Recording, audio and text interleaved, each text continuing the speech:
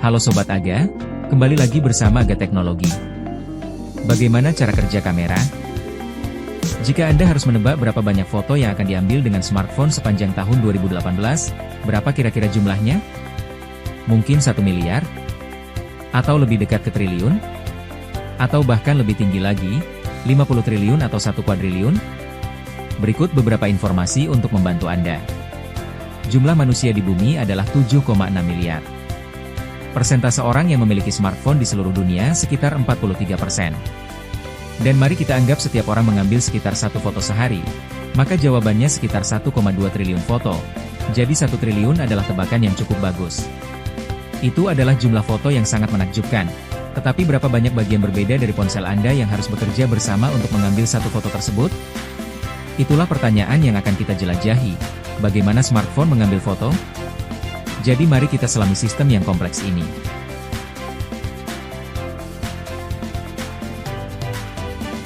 Untuk memulai, kita akan membagi sistem ini menjadi komponennya, atau subsistemnya, dan menyusunnya dalam diagram sistem ini. Pertama, kita memerlukan input untuk memberitahu smartphone agar memuat aplikasi kamera dan mengambil foto. Input ini dibaca melalui layar yang mengukur perubahan kapasitansi dan mengeluarkan koordinat X dan Y dari satu atau beberapa sentuhan. Sinyal input ini diteruskan ke unit pemrosesan pusat, CPU, dan memori akses acak, RAM. Di sini, CPU bertindak sebagai otak dan kekuatan pemikiran smartphone sementara RAM adalah memori kerja, seperti apa yang Anda pikirkan saat ini. Perangkat lunak dan program seperti aplikasi kamera dipindahkan dari lokasi penyimpanan smartphone yang dalam hal ini adalah solid state drive dan dimasukkan ke dalam memori akses acak. Akan sangat tidak efisien jika ponsel Anda selalu memuat aplikasi kamera ke dalam memori kerja aktifnya atau RAM. Ini seperti jika Anda selalu memikirkan apa yang akan Anda makan pada makan berikutnya. Rasanya enak, tapi tidak efisien. Setelah perangkat lunak kamera dimuat, kamera diaktifkan, sensor cahaya mengukur kecerahan lingkungan dan pengukur jarak laser mengukur jarak ke objek di depan kamera. Berdasarkan pembacaan ini, CPU dan perangkat lunak mengatur ranah elektronik untuk membatasi jumlah cahaya yang masuk sementara motor mini memindahkan lensa kamera maju atau mundur untuk memfokuskan objek.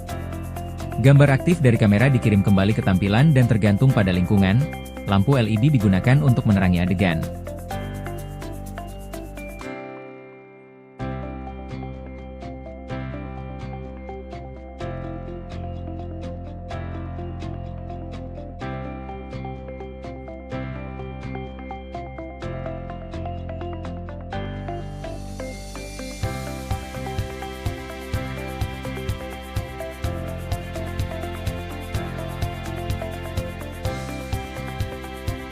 Akhirnya, ketika kamera dipicu, foto diambil dan dikirim ke tampilan untuk ditinjau dan ke solid state drive untuk penyimpanan.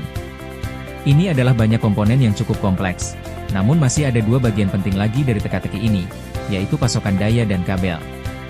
Semua komponen menggunakan listrik yang disuplai dari paket baterai dan regulator daya.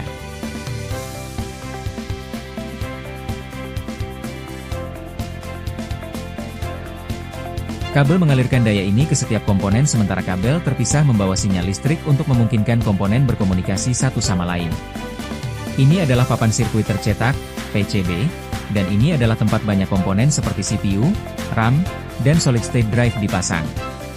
Ini mungkin terlihat sangat canggih, tetapi pada dasarnya ini adalah labirin bertingkat kabel yang digunakan untuk menghubungkan setiap komponen yang dipasang di atasnya.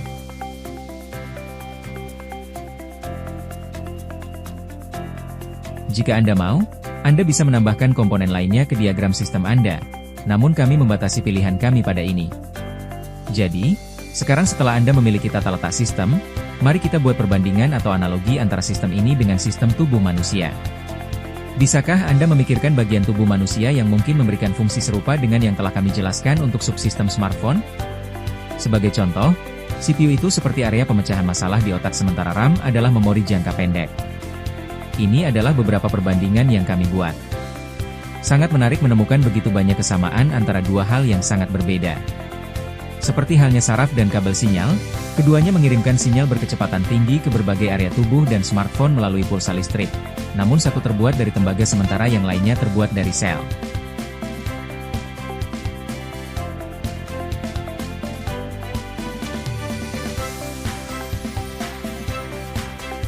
Juga, pikiran manusia memiliki tingkat memori yang serupa dengan CPU, RAM, dan solid state drive. Apa pendapat Anda? Secara keseluruhan, diperlukan sistem lengkap dengan komponen-komponen yang saling terhubung untuk mengambil satu foto saja. Setiap komponen ini memiliki set subkomponen sendiri, detailnya, sejarah panjangnya, dan banyak perbaikan yang akan datang.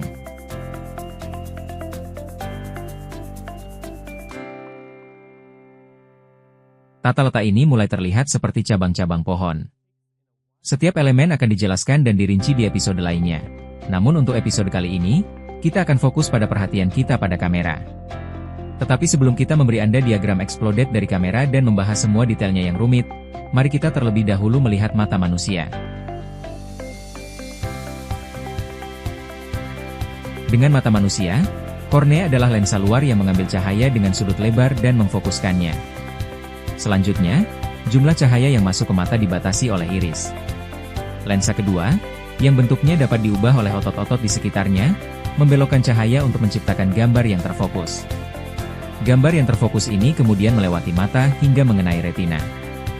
Di sini, grid besar dari sel kerucut dan sel batang menyerap foton cahaya dan mengirimkan sinyal listrik ke serat saraf yang menuju ke otak untuk diproses. Sel batang dapat menyerap semua warna cahaya yang terlihat dan menghasilkan gambar hitam putih. Sementara 3 jenis sel kerucut menyerap cahaya merah, hijau, atau biru dan menghasilkan gambar berwarna.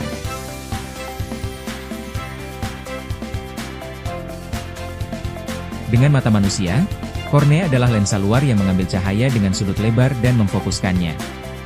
Selanjutnya, jumlah cahaya yang masuk ke mata dibatasi oleh iris. Lensa kedua, yang bentuknya dapat diubah oleh otot-otot di sekitarnya, membelokkan cahaya untuk menciptakan gambar yang terfokus. Gambar yang terfokus ini kemudian melewati mata hingga mengenai retina. Ini berarti bahwa sel kerucut biru menyerap sedikit cahaya di rentang ungu serta sedikit di rentang aqua.